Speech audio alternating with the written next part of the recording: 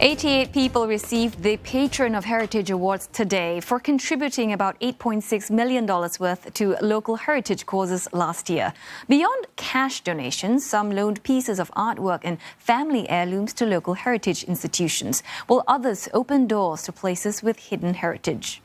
Among the contributions, this pair of portraits on loan to the Indian Heritage Centre, along with a wedding pendant and necklace, reflecting the cultural heritage of Indians in early Singapore and their contributions to education here.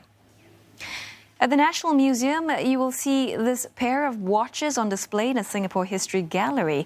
They were a gift from the Singapore Union of Postal and Telecommunications Workers to former Prime Minister Lee Kuan Yew and his wife back in 1953.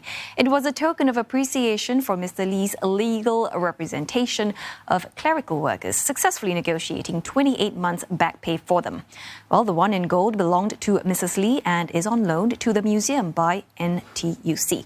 For more, we are joined by Steve Tan from NTUC and Daniel Tam, Senior Curator from the National Museum of Singapore. We've got plenty of questions to ask, but we'll kick things off with you first, Steve, because we're talking about Mrs. Lee's watch. And just share with us, how did that come into NTUC's possession?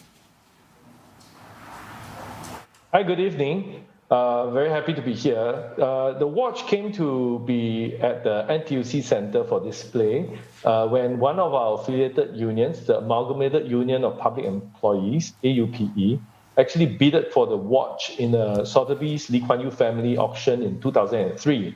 So they bidded $100,000 for the watch, and after they won it, they actually donated it to NTUC to display at our then new office building in Shenton Way. So this was 2004. The union that gifted the watches to Mr. and Mrs. Lee, the Singapore Union of Postal and Telecommunications Workers, actually merged into AUPE, and that is why AUPE bidded for the watch.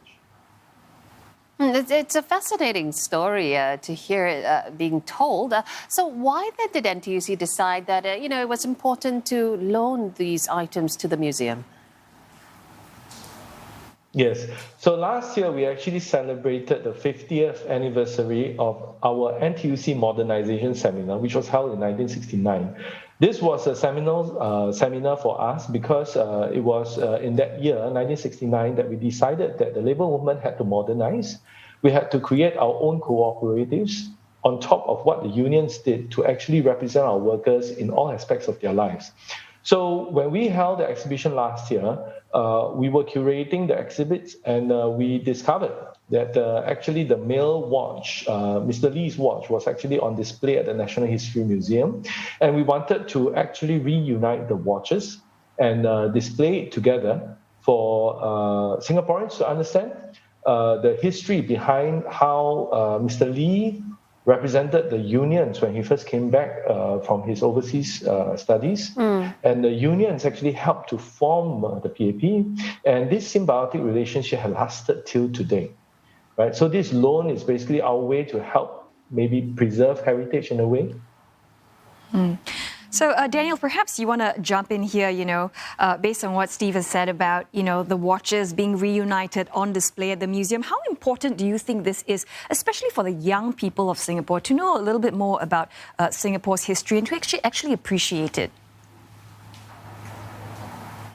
Thanks for having me today. I think I would definitely agree with Steve. The watches are extremely important, and Mr. Lee donated his watch to us at the National Museum earlier, and we've been displaying that at our Singapore History Gallery.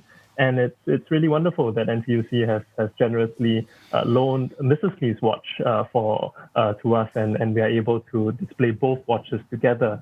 And I would say there are many different ways of telling history, whether through facts and figures or dates, but I would say as a museum, it's really exciting to be able to tell history through objects, through artifacts.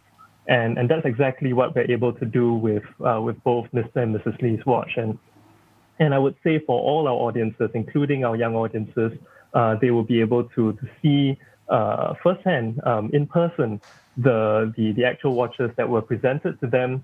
And I think it tells you an important part of history, how the union, in this case, the Singapore Union of Postal and Telecommunications Workers, how much they appreciated the work done by Mr. Lee in representing them, and how much they acknowledged as well the contributions of Mrs. Lee.